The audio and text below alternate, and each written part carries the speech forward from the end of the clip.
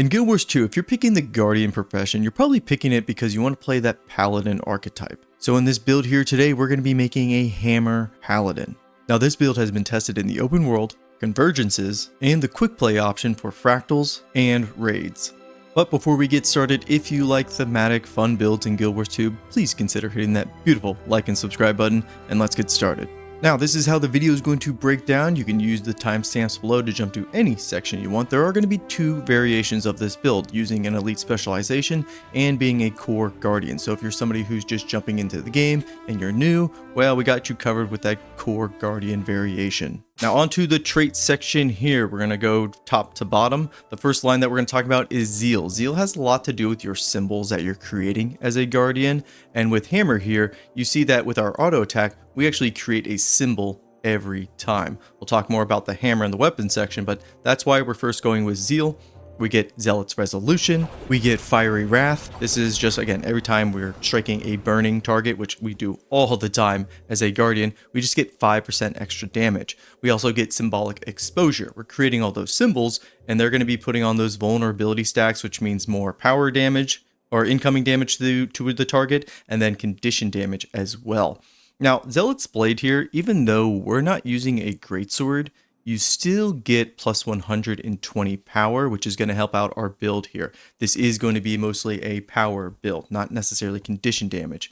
We also get Symbolic Avenger. Every time our symbols strike a target, we get increased damage as well. Maxes out at 5 stacks. And then for the last column here, we're going with Furious Focus. This has really good synergy with Fury and our crit chance, but whenever we also activate any of our virtues, we create a symbol of blades. So this first trait line here, Zeal, definitely lock this one in. Kind of just a no-brainer with a hammer build in my opinion, because again, our auto attack chain creates a symbol every single time. Now the next trait line is virtues, and if we're really leaning towards a power build, I actually don't think virtues is the best, but this is more of I would say like an RP build that is viable, but maybe not super optimized into just like pure damage. But why did we pick virtues here? Well, it's mostly because of this second column here, Glacial Heart. And this is going to transform our 2 attack with our hammer. And since we're mostly focusing on a hammer, I feel like this is just kind of necessary. Some other nice things we get here is Unscathed Contender.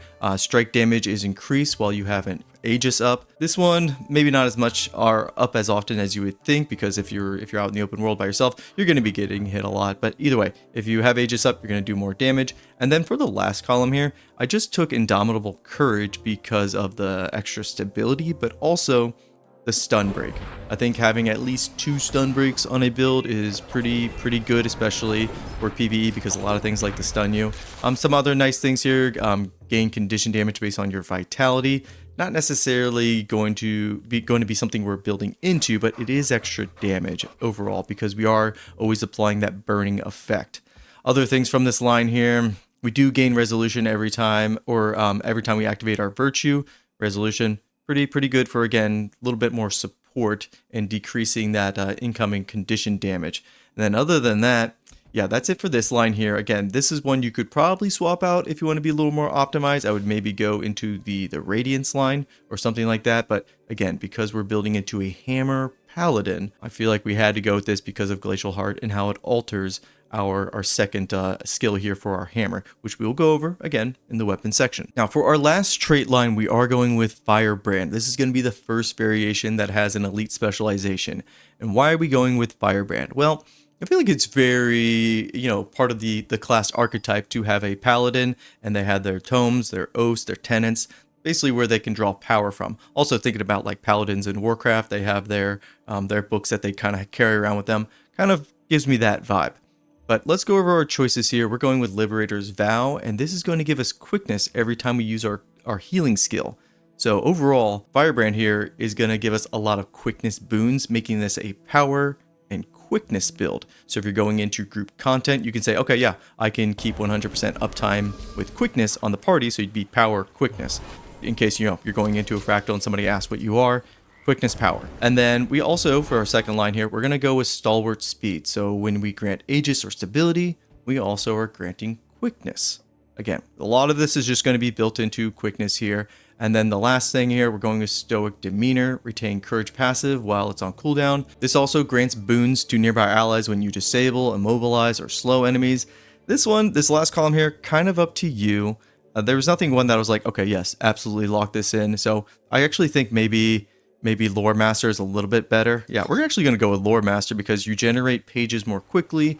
We do want to be using our virtues every now and then, especially because every time we activate one of our virtues, we grant quickness as well. So even if you're not going to use the virtues, because when you select one, so I'm hitting F2 here, we have all these new abilities, but you don't have to use any of them if you just want to grant yourself quickness, so you can quickly just swap back to your weapon, if that makes any sense. It's just another way to grant, again, quickness to your allies and yourself. And so if you don't have Firebrand unlocked and you're playing a core guardian, I would go with the Valor line. This is very much focused on our meditation skills, which again, we'll talk about in the utility section as far as what to swap out. But for this first line here, I would go with Lesser Smite Condition. Every time we use our healing skill, we're going to use Smite Condition, which is going to take some conditions off us, but also deal a little bit of damage as well. And if you actually cleanse a condition, you do more damage. Again, this is with our healing skill. And then for the second line, I would take Lesser Litany of Wrath. So cast Litany of Wrath when you activate your Virtue 3. So that's right here. This is going to heal us depending on how much damage we're doing. So this is just nice synergy with our virtues and our heal skill. And then for the last line here, really, I think you can only take Monk's Focus here. This is going to make or give us Fury every time we use a meditation skill, but also heal us at the same time, making us very self-reliant, where we have so many heals, but also buffing ourselves with Fury. And again, Fury gives you that crit chance. So this is the variation I would use if you, again, you don't have Firebrand unlocked and you still want to be like that Hammer Paladin. But now let's move on over to our armor. Now for our armor and our stats that we're looking to target here, obviously we have our hammer, but all of the stats that, again, we're targeting just power. Any of the power variations, so something like assassins. So again, you really want to be focusing on power, precision, and ferocity. Same goes for your rune set here. I have the superior runes of the Dragon Hunter, but again, you can use any rune set that is granting you mostly like power. I think Scholar also works really well.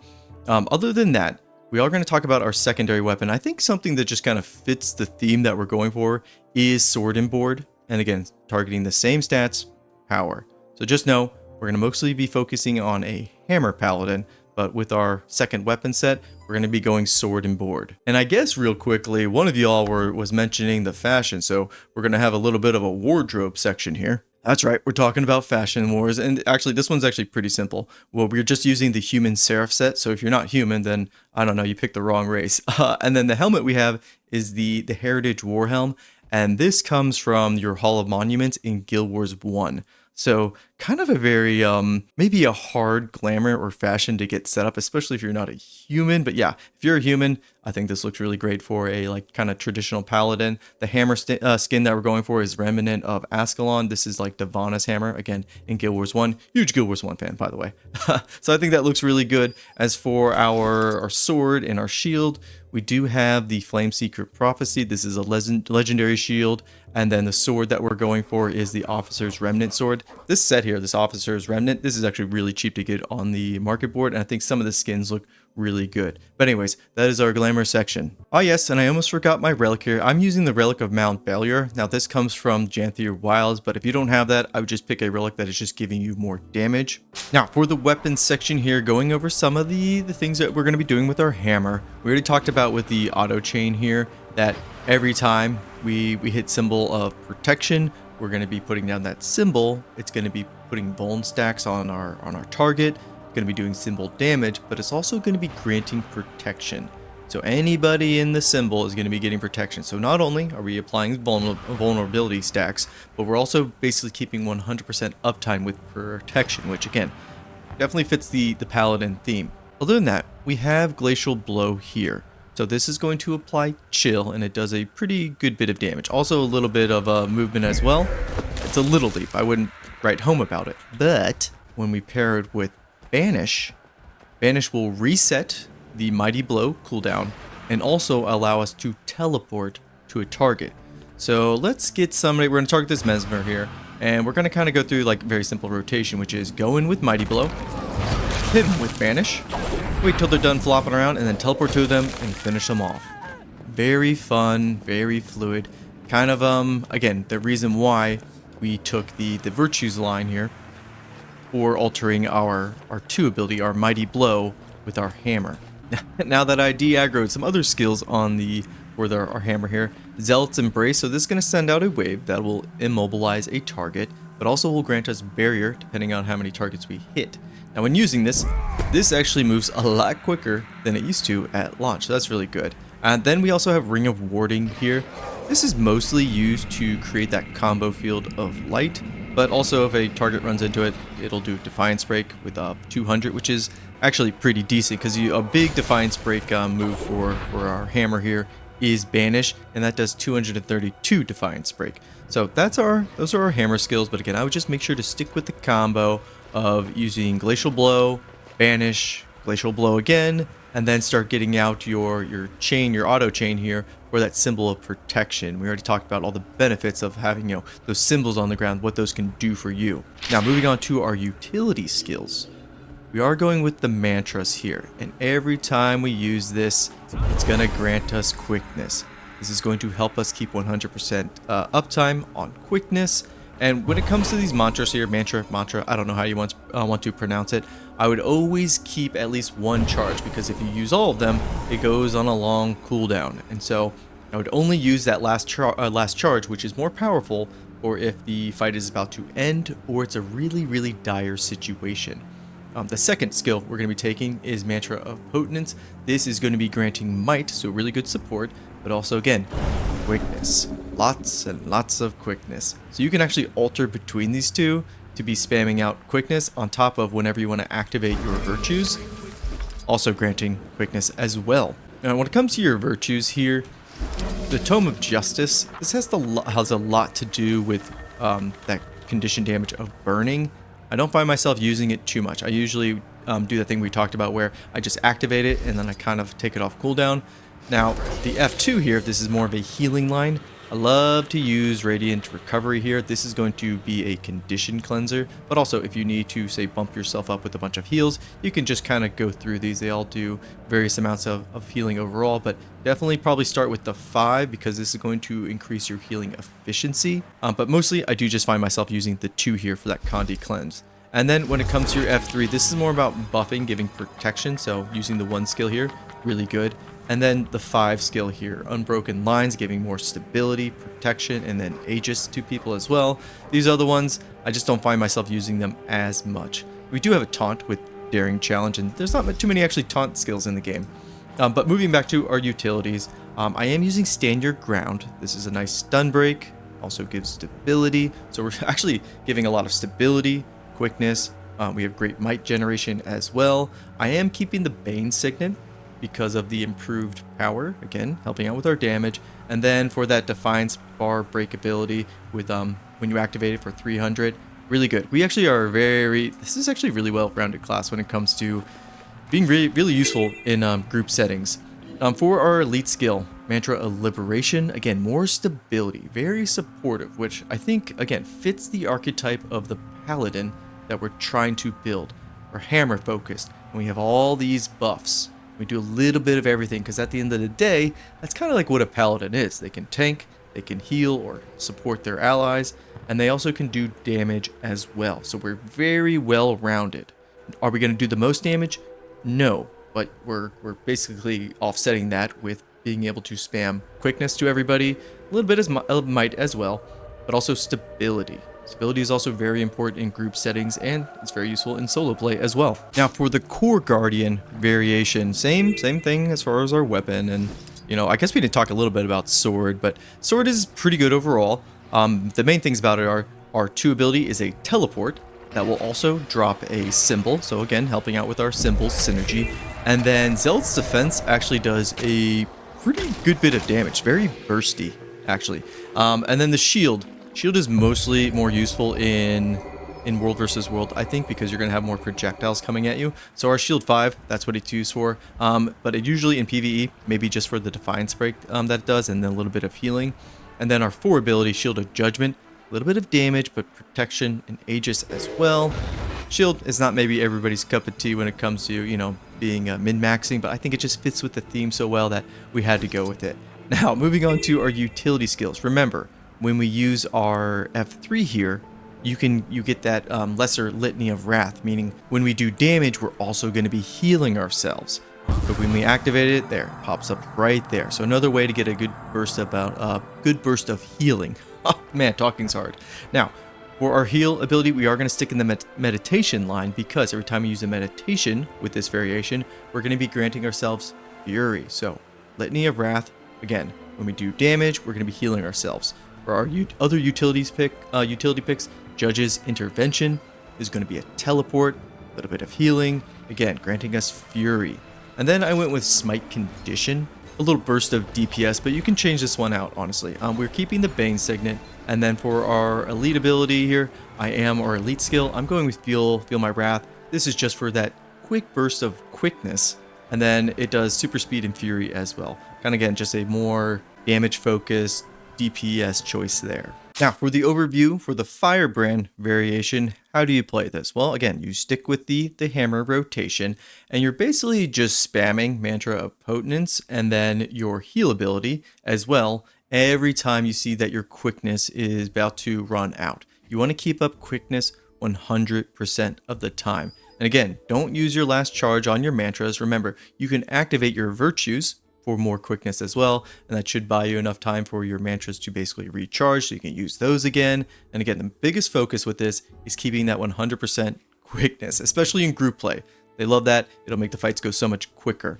And so if you ever get stunned, you do have Stand Your Ground. I like this as a pretty easy stun break and then giving out stability, but also using your elite here, Mantra of Liberation, to be giving out stab. Your team is going to love you because basically you're spamming a bunch of stab out, which means that nobody's going to be getting stunned, but also a bunch of quickness out, so they're going to be attacking even faster. Now, I think everything that you've got going on there with your weapon, your virtues, and your utility skills, you don't need to worry too much about, say, weapon swapping to your sword and shield, but if you want to, just remember, Zealot's Defense here, big burst of damage. Your shield, mostly for something like protection, a little bit of healing, a little bit of Defiance break, and then your symbol of blades, again, synergizing with all the symbol buffs we have on our trait line. This is also going to teleport you to a target. But really, I think you'll be just fine just sticking with the hammer. Now, the overview on this core guardian variation, what's the play style? How do you play this? Well, you just want to go in there with your Judge's Intervention and then go through the same hammer rotation that we talked about, which is Mighty Blow, Glacial Blow, then use Banish, and then another Glacial Blow. Get your auto chain going, gonna give you that protection, putting on those vulnerability stacks. If you get some conditions, use Smite Condition. Anytime somebody stuns you, you have your F3 available to break you out of it. And then using your elite anytime it's basically off cooldown, you need to break a Defiance bar. Well, you got your Bane Signet there, and you also have Banish, which should be more than enough in the open world. In group content with this core guardian, you are just pure DPS. You're not that DPS, that power DPS and quickness combination like we are with the Firebrand. But overall, this is very solo friendly. You're going to be dishing out a lot of damage, and you're going to be pretty hard to kill as well, just because we have so many things that can heal us. Alright y'all, that is the build, that is the overview. This is just what came to me when I was thinking like, okay, how do we make that traditional, almost like D&D Paladin archetype in Guild Wars 2 with the Guardian profession? And I thought we need to do an elite specialization version and a core version, especially if you're a new player. Didn't want to make you feel like you were left out. I do think core Guardian works with that Paladin vibe very well. Both do. Another elite specialization I kind of toyed around with was Dragon Hunter, just because of the way it alters your F abilities, but the utility skills that come with Dragon Hunter, they're a bunch of traps. And to me, yeah, it doesn't fit the Paladin vibe, essentially. Yes, that is it for today. A lot of yapping. Those two different variations definitely added some time onto the video. I think DPS wise, I think this does still hit the 20k, and if it doesn't, it's damn near close, and I think it makes up for it for all the boons and buffs you're giving to all your allies or party members, again, in raid content and fractal content. But that's enough from me. If you guys made it this far, I appreciate the hell out of you, and yeah, may the 6 watch over you. Peace.